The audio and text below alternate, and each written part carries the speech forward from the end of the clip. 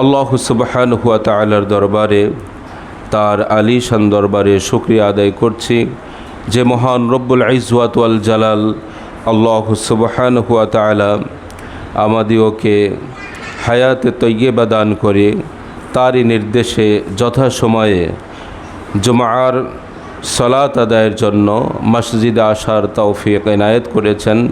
আমরা কালিমাতুশ শুকর আদায় করি, বলি আলহামদুলিল্লাহ। সালাতু সালাম পেশ করছি বিশ্ব মানবতার মহান মুক্তিদূত, আলোর দিশারি, সৈয়দুল আম্বিয়া ওয়াল মুরসালিন, খাতামুন নবিয়্যিন, রাহমাতাল লিল আলামিন, সর্বকালের সর্বযুগের সর্বশ্রেষ্ঠ মহামানব সৈয়দুনা জনাব মুহাম্মদুর রাসূলুল্লাহ সাল্লাল্লাহু আলাইহি ওয়াসাল্লামের প্রতি, যিনি কুফর এবং শিরকে উৎখাত করেছিলেন এবং আল্লাহর তাওহীদকে প্রতিষ্ঠিত করেছিলেন, দ্বীনুল ইসলামকে প্রতিষ্ঠিত করেছিলেন, সেই মহান রসুলের প্রতি আমরা আবারও সালাতু সালাম পাঠাই, বলি সাল্লাল্লাহু আলাইহি ওয়াসাল্লাম, আল্লাহুম্মা সাল্লি আলাইহি, আল্লাহুম্মা বারিক আলাইহি। সম্মানিত মুসলিম ভাই এবং বোনেরা, আমরা আজকে যে বিষয়ে খুতবা দেওয়ার ইচ্ছা করেছি সেটি হলো বান্দার উপরে আল্লাহ সুবহানাহু ওয়া তাআলার অধিকার। আমা তৌফিক ইল্লা বিল্লাহ, আলাইহি তাওয়াক্কালতু ওয়া ইলাইহি উনীব। আমরা, আমাদের পরিচয় হলো আমরা আল্লাহর বান্দা, আমরা আল্লাহর গোলাম। কার গোলাম? আল্লাহর গোলাম। বান্দা শব্দটি মূলত ফার্সি ভাষার শব্দ, আর আরবিতে এসেছে আবদ বা গোলাম হিসাবে। আবদুন অর্থ হচ্ছে দাসত্ব করা, গোলামি করা। তো আল্লাহ সুবহানাহু ওয়া তাআলার দাস হচ্ছে আমরা, তার গোলাম হচ্ছে আমরা। আর আল্লাহ সুবহানাহু ওয়া তাআলা আমাদের মুনিব, আমাদের মালিক, আমাদের স্রষ্টা। তিনি সূরা বাকারার 21 নম্বর আয়াতে কারিমায় ইরশাদ করেছেন, ইয়া আইয়ুহান নাসু উবুদু রাব্বাকুমুল্লাযী খালাকাকুম। হে মানব জাতি, তিনি কিন্তু শুধু মুসলমানদেরকে ডাক দেননি, মুমিনদেরকে ডাক দেননি। 116 জায়গায় তিনি বলেছেন ইয়া আইয়ুহাল্লাযীনা আমানু, হে ইমানদারেরা, হে মুমিনেরা। কিন্তু এখানে তিনি বললেন ইয়া আইয়ুহান নাস, হে মানব জাতি। এই মানুষের ভিতরে ইয়াহুদিও রয়েছে, খ্রিস্টান রয়েছে, হিন্দু বৌদ্ধ রয়েছে, মুসলমান রয়েছে, অন্যান্য জাতির লোকেরা রয়েছে, তথা সকল মানুষকে উদ্দেশ্য করে ডেকেছেন ইয়া আইয়ুহান নাস উবুদু রাব্বাকুম। হে মানুষেরা, তোমরা তোমাদের রবের ইবাদত করো, তোমাদের রবের দাসত্ব করো, গোলামি করো। কেন? আল্লাযী খলাকাকুম, কেননা তিনি যিনি তোমাদেরকে সৃষ্টি করেছেন, ওয়াল্লাযীনা মিন ক্বাবলিকুম, এবং তোমাদের পূর্বেও যারা ছিল তাদেরকেও তিনি সৃষ্টি করেছেন। লাআল্লাকুম তাত্তাকুন, আশা করা যায় তোমরা মুত্তাকি হবে, আল্লাহকে ভয় করে চলবে। তো আল্লাহ সুবহানাহু ওয়া তাআলা এই আয়াতে কারিমায় তিনি তার ইবাদত করার জন্য নির্দেশ দিয়েছেন। তিনি কে? আমাদের রব। রব হিসেবে আমরা তার ইবাদত করব, আমরা তার গোলামি করব, আমরা তার দাসত্ব করব। একদিকে তিনি আমাদের স্রষ্টা, তিনি আমাদেরকে সৃষ্টি করেছেন। ইন্নী জাইলুন ফিল আরদি খলিফা, সূরা বাকারাতে আল্লাহ সুবহানাহু ওয়া তাআলা বলেছেন, ফেরেশতাদের সামনে তিনি বলেছিলেন যে পৃথিবীতে আমার প্রতিনিধি পাঠাবো। তো এরপরে ফেরেশতারা কিছু কথা বললেন যে আপনি যে সেখানে পাঠাবেন তারা তো সেখানে রক্তপাত ঘটাবে, বিশৃঙ্খলার সৃষ্টি করবে। পূর্ববর্তী জাতি জিনেরা এই কাজটি পৃথিবীতে করেছিল, এই রকম ধারণার করেই তারা এই কথাটি বলেছিলেন। তিনি উত্তরে কি বললেন? ইন্নী আ'লামু মা লা তা'লামুন, নিশ্চয় আমি যা জানি তোমরা তা জানো না। তিনি সৃষ্টি করলেন, আদম আলাইহিস সালামকে সৃষ্টি করলেন। ইয়া আইয়ুহান নাসু তাকু রাব্বাকুম, হে মানুষেরা, তোমরা তোমাদের রবের ইবাদত করো। আর আল্লাযী, যিনি খলাকাকুম, তোমাদেরকে সৃষ্টি করেছেন। এই আয়াতে কারিমায় যেমন আমাদের সৃষ্টির কথা বললেন, সূরা নিসার প্রথম আয়াতে, আমরা খুতবার শুরুতে আমরা যেই আয়াতটি সাধারণত বলে থাকি, আল্লাহ সুবহানাহু ওয়া তাআলা তিনি এই আয়াতে কারিমায় ঘোষণা করলেন যে এমন তোমাদের রবের ইবাদত করো যিনি একজন থেকে তোমাদেরকে সৃষ্টি করেছেন। সেই একজনের নাম কি? আদম আলাইহিস সালাম। এবং তার থেকে তার স্ত্রী হাওয়া আলাইহিস সালামকে তিনি সৃষ্টি করেছেন। ওয়া খালাকা মিনহা যাওজাহা ওয়া বাসসা মিনহুমা রিজালান কাসীরা ওয়া নিসাআ। আর এই দুইজন থেকে অগণিত পুরুষ এবং নারীকে তিনি প্রসারিত করেছেন।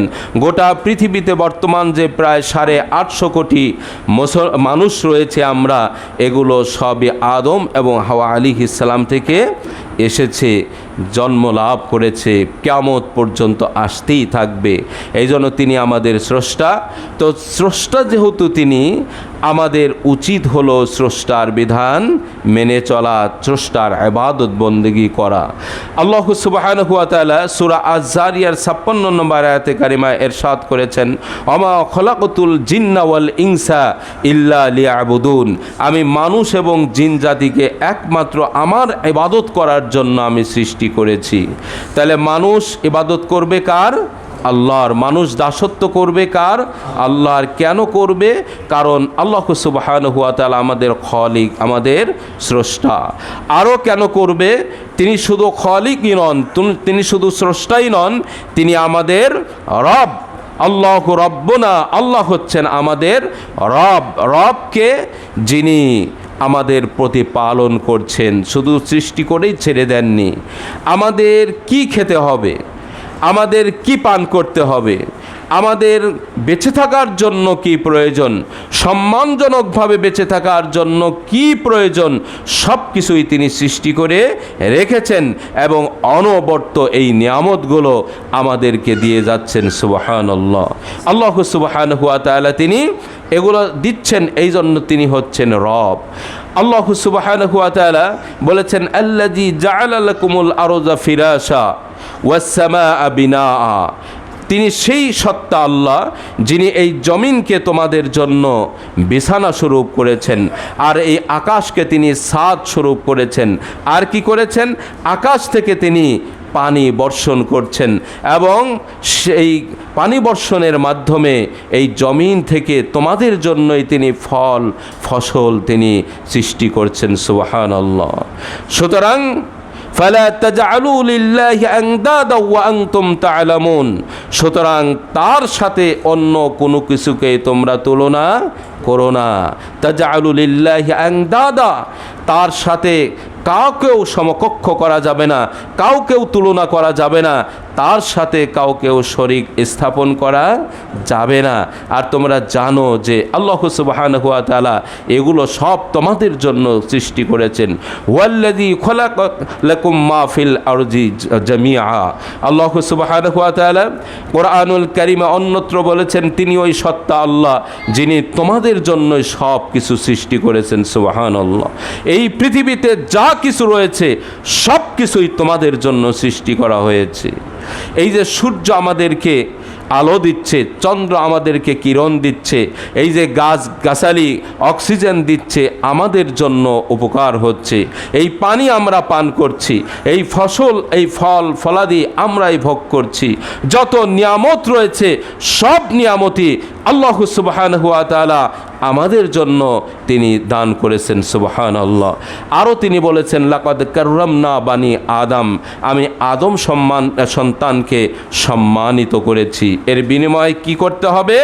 ওয়া নি'বুদুনি হাযা সিরাতুম মুস্তাকিম, তোমরা আমারই ইবাদত করো, আমারই গোলামি করো, দাসত্ব করো, এটাই হচ্ছে সরল সঠিক পথ। তাহলে আল্লাহ সুবহানাহু ওয়া তাআলা তিনি রব, তিনি সব কিছু নাজিল করেন। আবার তিনি ইলাহ, তিনি উপাস্য আমাদের, তিনি উপাসনা পাওয়ার একমাত্র হকদার। সুতরাং আমাদের পক্ষ থেকে তার জন্য কি যাবে? ইবাদত যাবে, দাসত্ব যাবে। আমি কি কথা ভাই বোঝাইতে পারলাম? অর্থাৎ আল্লাহ সুবহানাহু ওয়া তাআলা তিনি আমাদের স্রষ্টা, তিনি সৃষ্টি করেছেন, বিনিময়ে তিনি চাচ্ছেন কি? আমরা যেন একমাত্র তারই গোলামি করি, তারই দাসত্ব করি, তারই যেন আমরা ইবাদত করি। এই জন্যই সূরাতুল ফাতিহায় আমাদেরকে দিয়ে তিনি বলিয়ে নিচ্ছেন। সূরা ফাতিহায় প্রত্যেক রাকাতে সূরা ফাতিহা পাঠ করতে হবে। লা সালাতা লিমান লাম ইয়াকরা ইল্লা বিফাতিহাতিল কিতাব। আল্লাহ সুবহানাহু ওয়া তাআলা রাসূল সাল্লাল্লাহু আলাইহি ওয়াসাল্লাম বলেছেন সূরা ফাতিহা ছাড়া সালাত হবে না। যেই সালাতে সূরা ফাতিহা পাঠ করা হয় না সেই সালাত হয় না। এত গুরুত্বপূর্ণ একটি সূরা, তাই এই সূরাতে আমাদেরকে দিয়ে আল্লাহ সুবহানাহু ওয়া তাআলা বলিয়ে নিচ্ছেন আমরা কি বলছি, ইয়্যাকা না'বুদু ওয়া ইয়্যাকা নাস্তাঈন। আমরা একমাত্র তোমারই ইবাদত করি এবং তোমার কাছেই সাহায্য প্রার্থনা করি। না'বুদু ইয়্যাকা বা নাস্তাঈন ইয়্যাকা, এভাবে আল্লাহ সুবহানাহু ওয়া তাআলা আয়াত নাজিল করতে পারতেন যে আমরা তোমারই ইবাদত করি, আমরা তোমারই নিকটই সাহায্য চাই। তিনি তা বললেন না। তিনি কি বললেন? আরবি ভাষায় এটার ব্যাখ্যা বোঝা যায় যে ইয়্যাকা না'বুদু ওয়া ইয়্যাকা নাস্তাঈন। আল্লাহ সুবহানাহু ওয়া তাআলা এটা বলার মাধ্যমে আমাদেরকে আয়াত নাজিলের মাধ্যমে আমাদেরকে দিয়ে বলিয়ে নিচ্ছেন একমাত্র কেবলমাত্র শুধুমাত্র তোমারই গোলামি করি, তোমারই দাসত্ব করি, তোমারই ইবাদত করি। আর ওয়া ইয়্যাকা নাস্তাঈন, শুধুমাত্র কেবলমাত্র একমাত্র তোমার কাছেই সাহায্য প্রার্থনা করি। এটা অন্য কারো কাছে করি না, এটা তিনি শিখিয়ে দিয়েছেন। এবং আল্লাহর রাসূল সাল্লাল্লাহু আলাইহি ওয়াসাল্লাম যেই কালেমার দাওয়াত তিনি দিলেন বা অন্যান্য নবী রাসূলেরাও একই কালেমার দাওয়াত দিয়েছেন, সেটা কি লা ইলাহা ইল্লাল্লাহ। তিনি তার বংশের লোকজনকে সাফা পাহাড়ের পাদদেশে জমায়েত করলেন। তারা যখন আসলেন তাদেরকে বললেন উদ্দেশ্য করে, ইয়া আইয়ুহান নাস কুলু লা ইলাহা ইল্লাল্লাহ তুফলিহুন। হে মানব জাতি, তোমরা বলো লা ইলাহা ইল্লাল্লাহ, আল্লাহ ছাড়া কোনো সত্য মাবুদ নাই, উপাস্য নাই, কোনো ইলাহা নেই, তাহলে তোমরা সফল কাম হবে। এখানে তিনি লা ইলাহা বললেন। আন্নাল্লাহ ইলাহ, এটাও তিনি বলতে পারতেন যে নিশ্চয় আল্লাহ হচ্ছেন ইলাহ। তাহলে এর দ্বারা বোঝা যেত যে আল্লাহ একজন ইলাহ, অন্য ইলাহাও এর সাথে আছে বা থাকতে পারে, কিন্তু তা বলা হয় নাই। আগে নেগেটিভ সাইড বলা হয়েছে। কি বলা হয়েছে? লা ইলাহা। আগে বলা হয়েছে লা ইলাহা, কোনো ইলাহা নাই, কোনো উপাস্য নাই, কোনো উপাসনা পাওয়ার কেউ নাই। আগে অস্বীকার করে দেওয়া হলো, দেলটাকে সাফ করে দেওয়া হলো। তারপরে কি বলা হলো? ইল্লাল্লাহ, আছেন একমাত্র আল্লাহ। এই কথাটি সূরা বাকারার 256 নম্বর আয়াতে কারিমায় আমরা পাই। লা ইকরাহা ফিদ্দিন ক্বাদ তাবায়্যানার রুশদু মিনাল গাই ফামান ইয়াকফুর বিত-তাগুতি ওয়া ইউমিন বিল্লাহ ফাকাদ ইসতাকমালাল উরওয়াতুল উসকা। যে লা ইকরাহা ফিদ্দিন, দিনের ব্যাপারে কোনো বাড়াবাড়ি নাই। এই আয়াতের এই প্রথম অংশকে আবার যারা সেকুলার ধর্ম নিরপেক্ষতাবাদী তারা আবার দলিল হিসাবে গ্রহণ করেছেন। স্বয়ং আল্লাহই বলেছেন লা ইকরাহা ফিদ্দিন, দিনের ব্যাপারে কোনো বাড়াবাড়ি নাই। সুতরাং যে ইচ্ছা সালাত আদায় করবে, যে ইচ্ছা ছেড়ে দিবে, যে ইচ্ছা সে হক হালাল পথে থাকবে আর ইচ্ছা না হলে থাকবে না, যার ইচ্ছা পর্দা করবে, ইচ্ছা না হলে করবে না। দিনের ব্যাপারে স্বয়ং আল্লাহ বলেছেন বাড়াবাড়ি করা যাবে না। সুতরাং আমরা এজন্য ধর্ম নিরপেক্ষতাবাদ কায়েম করেছি। আমরা কাউকে ধর্মকে চাপিয়ে দিচ্ছে না। বুঝতে পারছেন ভাই? এটা শয়তানি একটা অপব্যাখ্যা। কারণ যেই ব্যক্তিটি বলেছে লা ইলাহা ইল্লাল্লাহ, তার উপরে ফরজ হয়ে গিয়েছে যত আল্লাহ সুবহানাহু ওয়া তাআলার বিধিবিধান রয়েছে সবগুলোই পালন করা তার উপরে ফরজ হয়ে গিয়েছে। এটা বলা হয়েছে কাফেরদের ক্ষেত্রে, অমুসলিমদের ক্ষেত্রে। আমরা ওদেরকে জোর জবরদস্তি করে আমরা মুসলমান বানাবো না। আমি কি ভাই বোঝাইতে পারলাম? এটা এই ক্ষেত্রে বলে দেওয়া হয়েছে। আবার লাকুম দীনুকুম ওয়ালিয়া দিন, এটাও এই ক্ষেত্রে বলা হয়েছে যার যার ধর্ম তার তার কাছে। অর্থাৎ তোমরা কাফের, আমরা মুসলমান, তোমাদের সাথে আমাদের কোনো মিশ্রণ হবে না, কোনো রকম জগা খিরছড়ি মার্কা ধর্ম আমাদের হবে না। তোমরা তোমাদেরটা পালন করছো, আমরা আমাদেরটা পালন করব। কিছু অংশ তোমাদেরটা মানব, আবার কিছু অংশ আমাদেরটা মানব। এটা হতে পারে না। সুতরাং এর দ্বারা ধর্মনিরপেক্ষর দলিল হয় না, বরং এর দ্বারা ইসলামের উপরই কায়েম থাকতে হবে। যে ক্বালু রব্বুনাল্লাহ সুম্মা ইসতাকামু, আল্লাহ তাআলা বলে দিয়েছেন যে এরা বলে আমাদের রব হচ্ছেন আল্লাহ, এর উপরে ইস্তেকামাত থাকে, কায়েম থাকে। সুতরাং এই দ্বীনের উপরে আমাদেরকে কায়েম থাকতে হবে। আল্লাহ সুবহানাহু ওয়া তাআলা বলেছেন লা ইকরাহা ফিদ্দিন ক্বাদ তাবায়্যানা রুশদু মিনাল গায়য়্যি, এই যে বাতিল পথ, বাতিল ফেরকা, এর থেকে যেটা হক এটা পৃথক হয়ে গিয়েছে সুস্পষ্টভাবে। গোমরা পথভ্রষ্টতা থেকে যেটা হক সেটা পৃথক হয়ে গিয়েছে। ফামাই ইয়াকফুরু বিত-তাগুতি ওয়া ইউমিন বিল্লাহ, সুতরাং যে ব্যক্তি তাগুতকে অস্বীকার করবে, ওয়া ইউমিন বিল্লাহ, এবং আল্লাহর উপরে ঈমান আনয়ন করবে, ফাকাদ ইস্তাকমালাল উরওয়াতাল উসকা, সেজন্য তার এই হাতলকে সে শক্ত করে ধারণ করলো, লাং ফিসামালাহা, যেটা ভেঙে পড়ার কোনো উপায় নাই। সম্মানিত মুসলিম ভাই এবং বোনেরা, এই আয়াতে কারিমার মাধ্যমে আল্লাহ সুবহানাহু ওয়া তাআলা যেটা বোঝাতে চাইলেন, আগে তাগুতকে অস্বীকার করতে হবে। এখন আমরা তাগুতই তো বুঝি না অনেকে। তাগুত কি? তাগুত জানতে হবে এটা কি। কারণ মূসা আলাইহিস সালামকে আল্লাহ সুবহানাহু ওয়া তাআলা পাঠিয়েছিলেন ফিরাউনের কাছে, ইযহাব ইলা ফিরআউনা ইন্নাহু তাগা, ফিরাউনের কাছে যাও, কেননা সে তাগুত হয়ে গিয়েছে, সীমা লঙ্ঘনকারী হয়ে গিয়েছে। তার ভাই হারুনকে যখন নবুয়াত দেওয়া হলো, অন্য আয়াতে আল্লাহ সুবহানাহু ওয়া তাআলা কোট করেছেন ইযহাবা ইলা ফিরআউনা ইন্নাহু তাগা, তোমরা উভয়ে ফিরআউনের কাছে যাও, কেননা সে সীমা লঙ্ঘনকারী হয়ে পড়েছে। সীমা লঙ্ঘনকারী এই তাগুতকে, যে নিজে আল্লাহকে অস্বীকার করে, আল্লাহকে অস্বীকার করে, আল্লাহর আইন ও কানুনের ব্যাপারে সীমা লঙ্ঘন করে, এবং অন্যকেও এই সীমা লঙ্ঘনের ব্যাপারে উৎসাহিত করে, এবং যারা আল্লাহ সুবহানাহু ওয়া তাআলার বিধিবিধান মেনে চলতে চায় তাদেরকে বাধা প্রদান করে, এরাই হচ্ছে তাগুত। এরা তাগুত। ফিরাউন সে নিজেও আল্লাহকে মানত না, বলতো কি আনা রব্বুকুমুল আলা, আমি তোমাদের বড় রব, আমি তোমাদের বড় রব, তোমাদেরকে আমি খাওয়াই পড়াই। তাই সে কি করত? ইউযাব্বিহুনা আবনাআকুম ওয়া ইস্তাহয়ুনা নিসাআকুম, বানি ইসরাইলদের পুত্র সন্তানকে জবাই করে ফেলতো নবজাতক অবস্থায়, এবং তাদের মেয়েদেরকে বাঁচিয়ে রাখত। আর সে তার রাজ্যে এই অন্যায় অপকর্ম চালু করেছিল, জুলুম কায়েম করেছিল, এবং মানুষকে আল্লাহর পথ থেকে তা দূরে সরিয়ে নিয়ে নিজেকে রব হিসেবে দাবি করে সে নিজের দাসত্ব করার জন্য তাদেরকে উৎসাহিত করেছিল। আল্লাহ সুবহানাহু ওয়া তাআলা ফিরাউনকে তাগুত হিসাবে আখ্যায়িত করেছেন।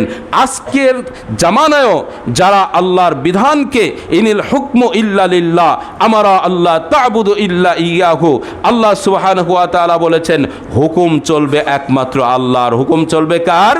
আল্লাহর। বিধান চলবে কার? আমারা আল্লাহ তা'বুদু ইল্লা ইয়াহু, তিনি এটা আদেশ করেছেন যে তাকে ছাড়া আর কারো ইবাদত তোমরা করবে না, কারো গোলামি করবে না, কারো দাসত্ব তোমরা করবে না। এই জন্য আমার ব্যক্তিগত জীবনে, আমার পারিবারিক জীবনে, আমার সামাজিক জীবনে, আমার রাষ্ট্রীয় জীবনে, আমার অর্থনৈতিক ক্ষেত্রে, আমার কূটনৈতিক ক্ষেত্রে, আমার বিচার ব্যবস্থাপনার সময়ে, যে কোনো মুহূর্তে, যে কোনো সময়ে কাকে মানতে হবে? ইলা আল্লাহ সুবহানাহু ওয়া তাআলাকে মানতে হবে। কাকে মানতে হবে? রব আল্লাহ সুবহানাহু ওয়া তাআলাকে মানতে হবে। তিনি যেহেতু পরিপূর্ণ একটা দ্বীন দিয়েছেন, একটা বিধান দিয়েছেন, ইসলাম দিয়েছেন, সুতরাং তার বিধিবিধানকেই মেনে চলতে হবে, তার হুকুমকে মেনে চলতে হবে। এই জন্য যে তাগুত, এটা আমাদেরকে ভালো করে খেয়াল করতে হবে। অনেকেই আছেন যারা দ্বীনের পথে আসছেন, আলহামদুলিল্লাহ, আমরা সহি মানহাজেও গ্রহণ করি, কিন্তু মানব রচিত এই যে মতবাদ, এই তাগুত, এটা আমরা ছাড়তে পারি না। আমি কি ভাই বোঝাইতে পারলাম? যারা ধর্মনিরপেক্ষতাবাদকে তাদের দেশে কায়েম করতে চান, যারা জাতীয়তাবাদ, এটাও একটা মতবাদ, এটাকে কায়েম করতে চান, যারা পুঁজিবাদকে কায়েম করতে চান, যারা ধনতন্ত্রকে কায়েম করতে চান, যারা জাতীয়তাবাদকে কায়েম করতে চান, যারা মানবরচিত মতবাদকে তার সমাজে, তার পরিবারে, তার দেশে কায়েম করতে চান, এগুলোকেও আমরা ছাড়তে পারি না, তাহলে মুমিন হতে পারবো না।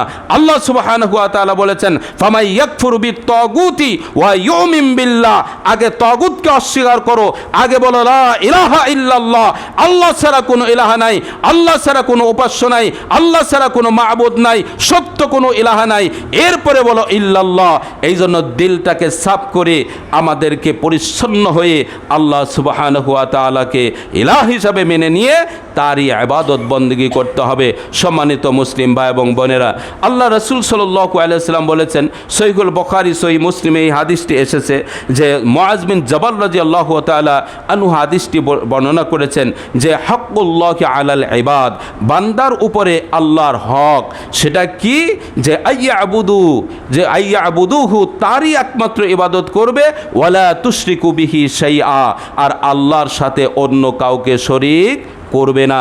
এটা বান্দার উপরে আল্লাহর হক, কারণ আল্লাহ হচ্ছেন স্রষ্টা, আল্লাহ হচ্ছেন রব, আল্লাহ হচ্ছেন মালিক। তিনি এহকালেরও স্রষ্টা, পরকালেরও স্রষ্টা, এহকালেরও মালিক, পরকালেরও মালিক, এহকালেরও রব, পরকালেরও তিনি রব হবেন। তিনি ছাড়া আর কিছুই নাই, সব কিছু বাতিল, সব কিছু তুচ্ছ। সুতরাং একমাত্র কেবলমাত্র তারই দাসত্ব করতে হবে, তারই গোলামি করতে হবে, এবং তার সাথে অন্য কারো শরিক করা যাবে না। শরিকটা কি? শরিক ইংলিশে আপনি শেয়ার বলতে পারেন, শেয়ারে ব্যবসা বাণিজ্য করে না, এরপরে আপনার অংশীদার, যেমন কয়েক ভাই হলে বা চাচাতো ভাই, এগুলো শরিক বলি আমরা, বা যারা শরিক তারা ওয়ারিশ হিসাবে জমি জমা তারা বন্টন, তাদেরকে বন্টন করা হয়। তো আল্লাহ সুবহানাহু ওয়া তাআলা যে ক্ষমতার মালিক, আল্লাহ সুবহানাহু ওয়া তাআলার ক্ষেত্রে যা প্রযোজ্য, এটা যদি অন্য কাউকে, কোনো দেবতাকে ওই রকম তার সাথে কিছুটা তুচ্ছ বা ছোটোভাবেও যদি ওই দেবতাকে আল্লাহর ওই ক্ষমতার সমান মনে করা হয়, বা আল্লাহকে পাওয়ার জন্য কাউকে যদি মাধ্যম বানানো হয়, এটাই হচ্ছে আল্লাহর সাথে শরীক করা। এই জন্য বান্দার উপরে, আল্লাহর এই দাসদের উপরে আল্লাহর হক হলো সে একমাত্র তারই ইবাদত করবে এবং তার সাথে কাউকে শরীক করবে না। কে বলেছেন? রাসূলুল্লাহ সাল্লাল্লাহু আলাইহি ওয়াসাল্লাম বলেছেন, ওয়া হাক্কুল ইবাদি আলাল্লাহ। আর বান্দা, একটু মনোযোগ সহকারে শুনবেন, বান্দার হক, আল্লাহর উপরে বান্দার হক, অধিকারটা কি? যে আল্লাহ ইউআযিবু, আল্লাহ তাআলা তাদেরকে শাস্তি দিবেন না, মান লা ইউশরিকু বিহি শাইআ, যে ব্যক্তি আল্লাহর সাথে শরীক করবে না তাকে আল্লাহ শাস্তি দিবেন না। দুইটা হক, একটা হলো, আমি আবারও এই হাদিসটি বলছি, বান্দার উপরে আল্লাহর হক হলো একমাত্র কেবলমাত্র শুধুমাত্র আল্লাহরই গোলামি করবে, আল্লাহরই দাসত্ব করবে, আল্লাহর হুকুম অনুযায়ী মানবে, আল্লাহ সুবহানাহু ওয়া তাআলার হুকুম ছাড়া নিজের জীবনে কোনো কিছুই করবে না, এবং আল্লাহর সাথে কাউকে শরীক করবে না। এটা বান্দার উপরে আল্লাহর হক। আর আল্লাহর উপরে বান্দার হককে অধিকার কি? যারা এই কাজ ইয়াবুদুহু, একমাত্র তারই গোলামি করবে, তারই দাসত্ব করবে, আর কি ওয়ালা ইউশরিকু বিহি শাইআ, তার সাথে কারো শরীক, ইউআযিবুহু, একমাত্র তাকেই, তা আল্লাহ তাআলা, আল্লাহ ইউআযিবুহু। আর বান্দার, আল্লাহর উপরে বান্দার হক হলো যে আল্লাহ তাকে শাস্তি দিবেন না এবং কি করবেন না, যদি তাকে, মান লা ইউশরিকু বিহি শাইআ, যেই ব্যক্তিটি আল্লাহর সাথে শরীক করবে না তাকে আল্লাহ শাস্তি দিবেন না। এই জন্য আল্লাহ রাসূল সাল্লাল্লাহু আলাইহি ওয়াসাল্লাম বলেছেন, মান ক্বালা লা ইলাহা ইল্লাল্লাহ দাখালাল জান্নাহ, যে ব্যক্তি বলবে লা ইলাহা ইল্লাল্লাহ সে জান্নাতে যাবে। সুবহানাল্লাহ। তো জান্নাতে লা ইলাহা ইল্লাল্লাহ যে মনে প্রাণে বলবে, সে কি সালাত ছেড়ে দিবে? বলুন, সে সালাত ছেড়ে দিবে না। সে কি হারাম মাল ভক্ষণ করবে? করবে না। সম্মানিত মুসলিম ভাই এবং বোনেরা, এই জন্য আমাদের একটা, এই হাদিস থেকে আমরা বুঝতে পারলাম, আমাদের উপরে, বান্দার উপরে আল্লাহর হক হলো একমাত্র তারই গোলামি করতে হবে, তার দাসত্ব করতে হবে। আরেকটা কি? আল্লাহর সাথে কাউকে শরীক করা যাবে না, যেটা আমরা বলে থাকি শিরক করা যাবে না, মাজার পূজা করা যাবে না, পীর পূজা করা যাবে না, দেবতার পূজা করা যাবে না, আল্লাহর হুকুম বাদ দিয়ে অন্য কারো হুকুমকে মানা যাবে না, মানবরচিত হুকুমকে মানা যাবে না, এটা করতে হবে। এই শরীক যে করবে, শিরক করবে, তার শাস্তি ভয়াবহ, যেটা আল্লাহ সুবহানাহু ওয়া তাআলা বলেছেন, মাই ইউশরিক বিল্লাহ ফাকাদ হাররামা, ইন্নাহু মাই ইউশরিক বিল্লাহ, নিশ্চয়ই যে ব্যক্তি আল্লাহর সাথে শিরক করবে, ফাকাদ হাররামাল্লাহু আলাইহিল জান্নাহ, আল্লাহ তাআলা তার জন্য জান্নাতকে হারাম করে দিয়েছেন, ওয়া মাওয়াহুন নার, তার স্থান হচ্ছে জাহান্নাম। ইন্নাহু লা ইউশরিকু বিল্লাহ, আল্লাহ সুবহানাহু ওয়া তাআলা আরও বলেছেন সূরা নিসার 48 নম্বর আয়াতে, ইন্নাল্লাহা লা ইয়াগফিরু আইয়ুশরাকা বিহি ওয়া ইয়াগফিরু মা দুনা যালিকা লিমান ইয়াশা, নিশ্চয়ই আল্লাহ শিরকের গুনাহ মাফ করবেন না, শিরকের গুনাহ ছাড়া অন্য কোনো গুনাহ ইচ্ছা করলে তিনি মাফ করবেন। লোকমান হাকিম একজন পণ্ডিত ব্যক্তি ছিলেন, তার কথাকে আল্লাহ সুবহানাহু ওয়া তাআলা কোরআনুল কারীমে কোট করেছেন। কি বলেছেন? যে তিনি বলেছেন যে